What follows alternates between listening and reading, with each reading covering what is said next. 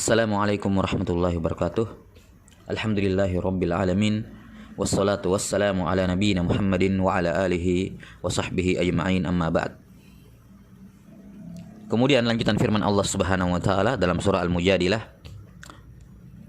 ayat 22. Engkau hai Muhammad, la tajidu qauman yu'minuna billahi wal yaumil akhir yuwadduna man haddallaha wa rasulah. Engkau tidak akan menemukan orang itu berkasih sayang dengan orang yang kafir, yang menentang Allah dan Rasulnya. Walau kanu aba'ahum au abna'ahum au ikhwanahum au ashiratahum. Walaupun yang menentang Allah itu adalah ayah atau anak atau saudara atau kerabat mereka sendiri, tetap mereka tidak akan menyerahkan kasih sayang kepada mereka.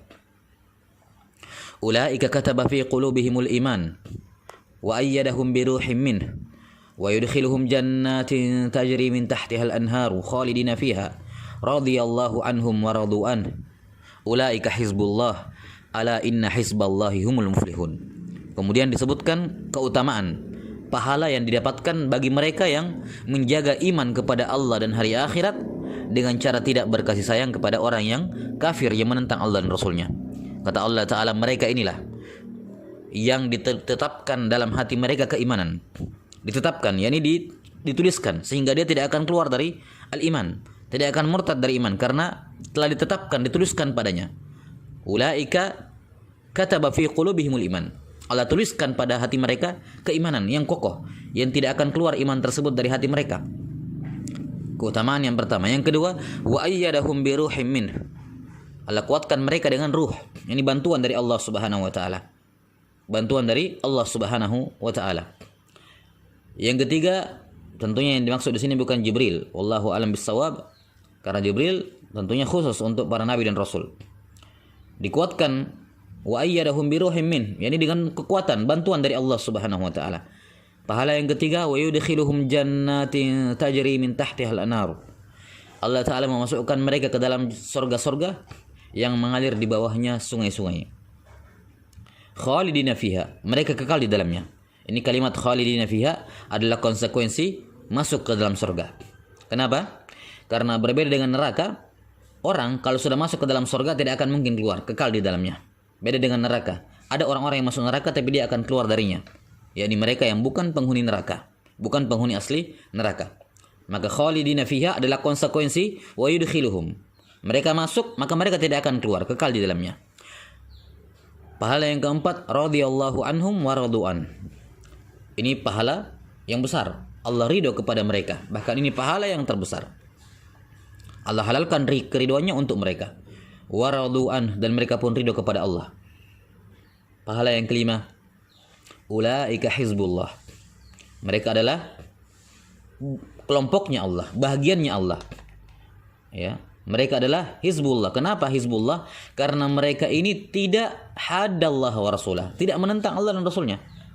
Orang-orang yang menentang Allah dan Rasulnya serta orang yang mencintai mereka berada di satu haddin, di satu batasan. Sementara orang-orang beriman berada di batasannya Allah dan Rasulnya, berada di bahagiannya Allah dan Rasulnya. Makanya dikatakan ulaika hizbullah.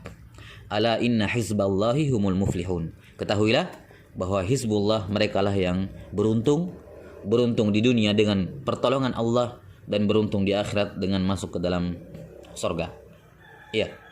Maka ini masalah yang ketiga dan yang terakhir ditegaskan oleh beliau rahimahullahu taala bahwa tidak sempurna seorang bertauhid kepada Allah taala, kemudian taat kepada Rasul tapi tidak membenci kaum musyrikin, tidak berlepas diri dari mereka. Bagaimana bentuk membenci atau berlepas diri dari kaum musyrikin? Secara umum ada tiga. Bentuk yang pertama adalah berlepas diri dari semua yang disembah selain Allah. Kalau dia ridho, namanya togut, sudah berlalu. Berlepas diri dari togutnya, siapa yang disembah selain Allah Ta'ala. Kemudian yang kedua, berlepas diri dari penyembahannya, perbuatan penyembahannya kepada selain Allah. Dan yang ketiga, berlepas diri dari pelakunya yang menyembah selain Allah Subhanahu wa taala. Inilah kesempurnaan al-bara'atu minasyirik. Dan termasuk dari konsekuensi membenci atau bara'ah dari pelaku kesyirikan adalah tidak menyerupai mereka. Karena itulah prinsip larangan dari tasyabbuh kepada kaum musyrikin itu mengandung nilai tauhid. Bukan semata-mata karena menyerupai kaum musyrikin, tapi itu merupakan konsekuensi dari tauhid seseorang. Yakni kalau dia membenci kaum musyrikin, membenci orang-orang yang menyembah Allah dan Rasulnya, maka konsekuensinya dia tidak akan menyerupai mereka. Maka dosa tasyabbuh memiliki tinjauan lebih berat dibandingkan sekedar dosa-dosa biasa. Karena itu bertentangan dengan prinsip tauhid, prinsip akidah seseorang. Maka berlepas diri dari togutnya yang disembahnya, kemudian pada perbuatannya, dan yang ketiga pada pelakunya.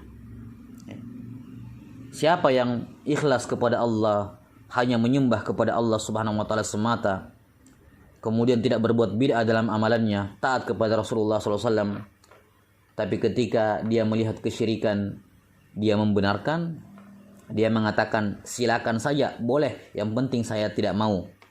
Maka ini adalah pernyataan orang yang belum berislam. Pernyataan yang belum berlepas diri dari kesyirikan.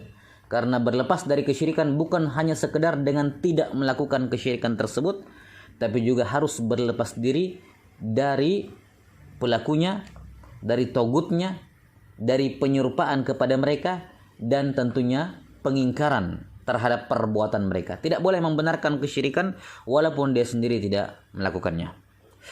Kemudian poin yang terakhir dari masalah yang ketiga ini, bahwa al-mualah, loyal dan mencintai orang-orang musyrikin, orang kafir, itu ada dua bentuk. Bentuk yang pertama hukumnya dosa besar, dan bentuk yang kedua hukumnya kekafiran dan kesyirikan. Bentuk yang pertama dosa besar, yang kedua kekafiran dan kesyirikan. Adapun bentuk yang pertama al-wala, al-wala dalam perkara dunia, yakni dia mencintai, dia menyayangi, dia mengasihi, dia setia kepada orang-orang musyrikin dan orang-orang kafir karena faktor dunia. Karena itu orang tua saya, karena itu saudara saya, kerabat saya, karena dia pimpinan saya, karena dia memberikan saya harta, maka saya pun senang sama dia. Ini hukumnya dosa besar. Tidak boleh berloyal kepada orang-orang yang beragama lain, yang membenci Allah dan Rasulnya, yang menentang Allah dan Rasulnya. Kemudian yang kedua, kalau dia loyal dan setia kepada orang-orang kafir, orang-orang musyrikin, karena faktor agama mereka, apalagi ikut membantu mereka dalam memerangi dan menyusahkan kaum muslimin, maka ini hukumnya kafir dan syirik akbar, mengeluarkan dari Islam. Istilahnya at-tawalli. Allah Ta'ala mengatakan, wa man yatawallahum minkum fa innahum minhum. Wa man yatawallahu minkum fa innahu minhum. Siapa di antara kalian yang bertawalli, yakni mencintai, setia, senang kepada mereka karena agama mereka, maka dia termasuk dari golongan mereka. Termasuk dari golongan mereka. Maka mencintai kaum musyrikin, orang-orang kafir, tidak boleh, hukumnya haram. Kalau dia mencintai karena faktor dunia, karena faktor pertemanan, karena faktor keluarga, karena faktor harta, maka dia dosa besar. Tapi kalau mencintai dan menyayangi mereka, punya kedekatan dengan mereka, mengangkat mereka sebagai teman karena agama mereka, maka ini hukumnya kafir, keluar dari al-Islam. Ini hukum secara umum tentunya, bukan hukum individu. Wallahu ta'ala alam bisawab. Saya kira ini akhir dari masalah yang ketiga. Wallahu ta'ala alam bisawab. Subhanakallahumma bihamdik, asyhadu an la ilaha illa anta astaghfiruka wa atubu ilaik. Walhamdulillahi rabbil alamin. Wassalamualaikum warahmatullahi wabarakatuh.